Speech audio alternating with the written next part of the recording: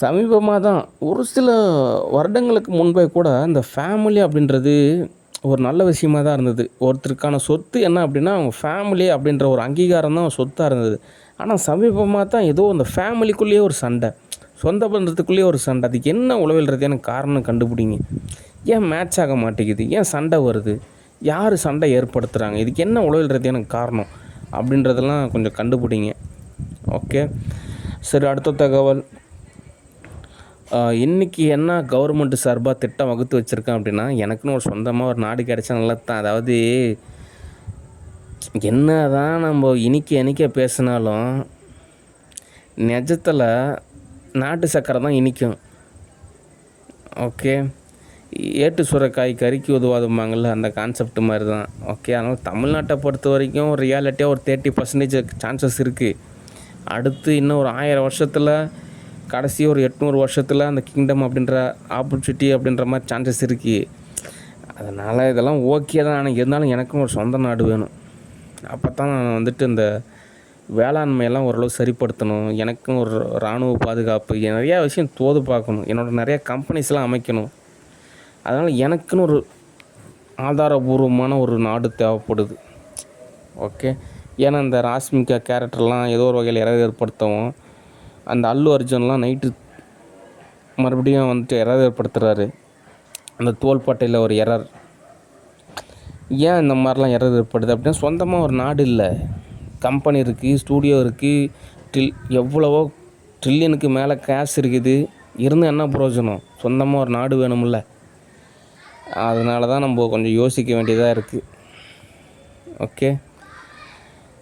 கண்டிப்பாக 200 நாட்டில் ஏதோ ஒரு நாடு கிடைக்காமலே போயிடும். அதுக்காக நம்ம முயற்சி செய்யணும் அப்படின்றதான் கான்செப்ட்டு. ஓகே. சரி, என்ன திட்டம் வகுத்து வச்சுருக்கேன் அப்படின்னா, பூங்கா அமைப்பு. ஓகே. இப்போ ஜப்பானில் பார்த்தீங்கன்னா, ஏன் அந்த நாடுலாம் நல்ல நாடாக இருக்குது அப்படின்னா, அங்கே வயசானவங்கள்லாம் மதிக்கிறாங்க. ரொம்ப வருஷமானாலும் அங்கே ஓகேங்க, உங்களுக்கு வாழ்வியல் சுதந்திரம் இருக்குன்றாங்க. ஏன் அப்படின்னா, ஒரு வயதான நபர்கள்கிட்ட அனுபவம் இருக்கும். அவங்களெல்லாம் போற்றி பாதுகாக்கணும். அப்போ தான் நம்ம முன்னேற முடியும். ஆனால் இங்கே அப்படி கிடையாது. வயசானாங்கனாலே இலக்காரமாக நினைக்கிறது இல்லாமல் அவங்கள துச்சமாக நினைக்கிறாங்க. அப்படின்றப்போ அந்த நாடு முன்னேறதுன்றது சிரமம் தான். ஓகே.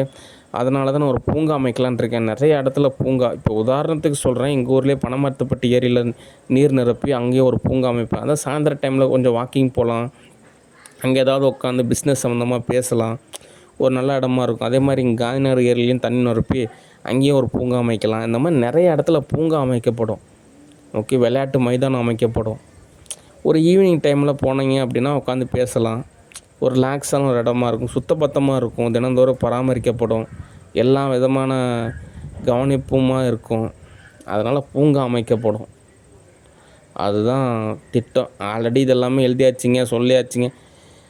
அப்படிலாம் கிடையாது. நம்ம சொன்னால் தான் உங்களுக்கு புரியும். ஓகே. அதனால் வாழ்வியல் சுதந்திரத்தை பொறுத்த வரைக்கும் இந்த மாதிரியான ஒரு நல்ல இடங்கள் அமைக்கணும். ஓகே. இந்த வாழ்வியல் சுதந்திரம் ஏன் அடிக்கடி சொல்கிறேன் அப்படின்னா, நான் அது ஒரு புத்தகம், ஒரு டைட்டிலு. ஓகே. அதே மாதிரி சரளா ராணி அவங்கள பொறுத்த வரைக்கும் ஒரு பாராட்டு. அவங்களாம் என் கூட ஸ்டே பண்ணுறப்போ நான் நிச்சயமாக நிறைய புத்தகம் எழுதுறதுக்கு சான்சஸ் இருக்குது. அதாவது தமிழ் மொழியை இலக்காரமாகவே நினச்சிக்கிட்டு தமிழ்நாட்டில் வாழ்கிறவங்க எத்தனையோ பேர் இருக்காங்க. ஓகே. நானும் தமிழில் புலமை தான். ஆனால் இருந்தாலுமே தமிழ் மொழி இன்னும் நிறையா கற்றுக்கணும்னு நினைக்கிறேன்.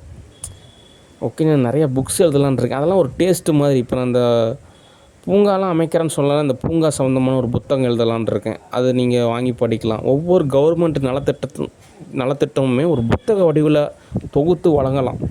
நல்லாயிருக்கும், படிக்கிறதுக்கு நல்லாயிருக்கும். ஓகே. ஆனால் அதுக்கு தமிழ் புலமை உள்ள நபர் என் கூட ஸ்டே பண்ணணும். அவங்க ஸ்டே பண்ணணும் அப்படின்னா எனக்கு வசதி இருக்கணும். அப்படின்னா தான் எனக்கு நிறைய விஷயம் தோதாகும். ஓகே. சரி, தற்சமயம் உங்களுக்கு ஒரு பாராட்டு. ஓகே. சரி, அடுத்த தகவல். இந்த எதிர்நீச்சல் சீரியல் ஆக்ட்ரஸ் ஹரிப்பிரியா இசை அவங்க தான் தன்னை ஒரு விதமான பவ்யமான நிலையில் சோப்பனாங்கி மாதிரி காமிச்சிக்கிட்டு பட்டர்ஃப்ளை அட்டாக்ஸ் பண்ணுறது. ஓகே. ஒரு மெண்டல் கேஸு. அதெல்லாம் ரியாலிட்டியாக வாட்ஸ்அப்பும் பண்ணாது, நேர்லேயும் வராது. ஒரு ஆன்லைன் டைம் பாஸ், அதுதான் அதோட கான்செப்ட்டு. ஏன் அப்படின்னா, சீரியல் ஆக்ட்ரஸை பொறுத்த வரைக்கும் நல்ல விதமான ஹஸ்பண்டு கிடைப்பாங்க, நல்ல விதமான ஒய்ஃப் கிடைப்பாங்க, ஓரளவு தோதான ஒரு லைஃப் ஸ்டைல் இருக்கும், நல்லபடியாக வாழ்ந்துக்கலாம். சும்மா டைம் பாஸ், ரியாலிட்டியாக கன்வெர்ட் ஆகாத ஒரு டைம் பாஸ். அதனால் எப்போயாவது ஒரு நாள் நமக்கு ஒரு டைம் பாஸ் ஆகணும்னா ஹரிப்பிரியா இசை கூட டைம் பாஸ் பண்ணோம் அப்படின்னா அது அப்பப்போ விலகி போயிடும். ஓகே, ஏன்னா சவுதி மாதிரி நாடாக இருக்குது, நம்ம உடனே ரூல்ஸ் அண்ட் ரெகுலேஷனை ஃபாலோ பண்ணுற மாதிரி நாட்டுக்கு தகுந்த மாதிரி நம்மளும் நடந்துக்க வேண்டியது தான். அப்போ தான் தீர்வு. ஓகே, அடுத்து பேரி லாரன்சன் ஏதோ ஒரு வகையில் காலையில் டைமில் யூஎஸோட காலையில் டைமில் எரர் ஏற்படுத்த சான்சஸ் இருக்குது. அப்போ மட்டும் கொஞ்சம் கவனிச்சிங்க அப்படின்னா அதுக்கப்புறம் எரர் ஏற்படாது. ஓகே, சரி, அடுத்த தகவல். சரி, நாளைக்கு என்ன தோது அப்படின்றத டிஸ்கஷன். நாளைக்கு என்ன தோது அப்படின்னா நாளைக்கும் வேலை இருக்குது. என்ன வேலை செஞ்சால் சோறு கிடைக்க மாட்டேங்குது, சோறு கிடைச்சா வேலை கிடைக்க மாட்டேங்குது அப்படின்ற கான்செப்ட் மாதிரி தான் இருக்குது. ஆனால் அப்படி கிடையாது. அந்த நாளில் பொறுத்த வரைக்கும் காலையில் எழுந்திரிச்சின்னா பயிற்சி செய்யணும், பயிற்சி செஞ்சதுக்கப்புறம் வேலைக்கு போகணும், திரும்ப சாயந்தரம் பயிற்சி செய்யணும், அதுக்கப்புறம் ஒரு மூவி புக் பண்ணணும், அதுக்கப்புறம் எல்லாத்தையோட விட கிளாஸஸ்லாம் இருக்குது, நிறையா கிளாஸஸ் அட்டன் பண்ணணும். ஓகே, அந்த நாளானது ஒரு இயல்பாக இருக்கணும், நல்ல ஆகாரம் சாப்பிடணும், நல்ல விதமாக தான் இருக்கணும். ஓகே, சும்மா உழைப்பே இல்லாதவங்களுக்கு திடீர்னு உழைப்பை பார்க்கவும் ஒரு வைப்ரேஷனில் எதோ ஏற்படுத்தி போடலாம் அப்படின்னு நினைக்கிறாங்க. அப்படிலாம் கிடையாது. ஓகே, நான் அதெல்லாம் நாளைக்காவது பிரயோஜனமாக பயன்படுத்தணும். ஓகே, ஸ்டூடியோ பொறுத்த வரைக்கும் சொன்னால் புரிஞ்சுக்குவாங்க. ஒரு சில பேர் எரர் ஏற்படுத்துகிறாங்க, அதையும் நான் தெளிவாக சொல்லிவிட்டேன். அதனால் ஒரு நாள் விட்டு ஒரு நாள் பேசுகிறது தான் நல்லாயிருக்கும். பேசுகிற நேரத்தை விட ஏதோ பிரயோஜனமாக செயல் செய்யணும். ஓகே, அதனால் நேரில் வாங்க, அப்போ தான் நிறைய விஷயம் தோதாகும். அல்லது எரர் ஏற்படுத்தாதீங்க. ஓகே, சரி, அடுத்து பெண்ணிகள் சார்ந்த ஒரு கொஸ்டின் கேட்டிருக்காங்க. ஆல்ரெடி ஒரு சில நபர்லாம் இருக்காங்க, அவங்கெல்லாம் கல்வி நிலை பக்குவத்தில் புரிஞ்சுக்குவாங்க. ஓகே, அப்படின்றப்போ நேரில் வர்றப்போ தான் எனக்கும் நிறைய விஷயம் தோதாகும். ஓகே, அது 7th டைமென்ஷனு அந்த கான்செப்ட்டு. ஓகே, அதனால் நீங்கள் என்கிட்ட ஏதாவது ஒரு வாட்ஸ்அப்லேயோ அல்லது ஒரு நேர்லேயோ அல்லது நீங்கள் ஏதாவது ஒரு ரியாலிட்டியான ஒரு லிங்க் இருந்தால் தான் நானும் உங்கள்கிட்ட பேசுகிறதுக்கு கரெக்டாக இருக்கும்.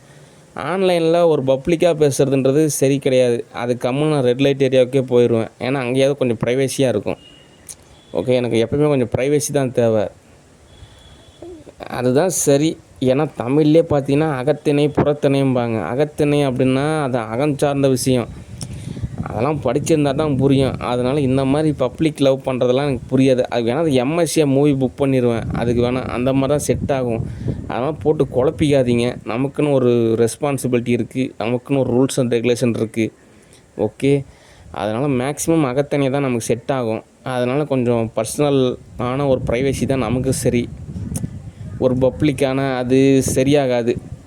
ஓகே, வேணால் எம்எஸ்சி மூவி வேணால் ஓரளவு, மற்றபடிலாம் நமக்கு அகத்திணை தான் சரி. ஓகே, அது சரியாக புரிஞ்சுக்கிங்க, எரர் ஏற்படுத்தாதீங்க. ஓகே, சரி, நன்றி, வணக்கம், பாய்.